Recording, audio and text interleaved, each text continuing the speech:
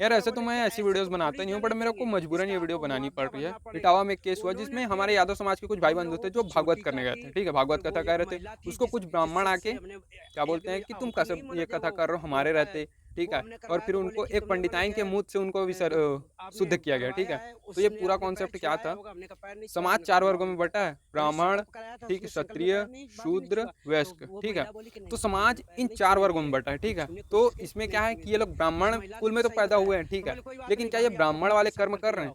भगवत गीता में बताया गया है कि तुम्हारा जन्म किसी भी स्थिति में हो सकता है, लेकिन तुम अपने कर्म से किसी भी श्रेणी में जा सकते हो।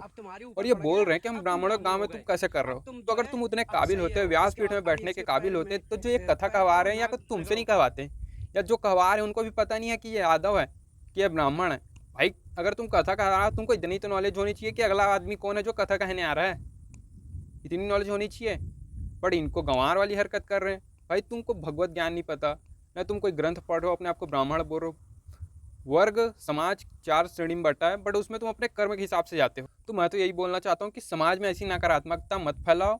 आप भी हिंदू, हम भी हिंदू, समाज हिंदुत्व बनाओ और इसको आगे लेके बढ़ाओ। ऐसी जात पात को लांघो यार, जात पात से अभी क्या ही रखा है, समझ रहे हो? कोई शूद्र व्यक्ति अमीर बन चुका है, ठीक है, मतलब उसको इज्जत मिल रही है, वो ब्राह्मण से भी बड़ा बन चुका है क्योंकि वो बिलेनर बन चुका है, समझ रहे हो? ऐसा सीन है।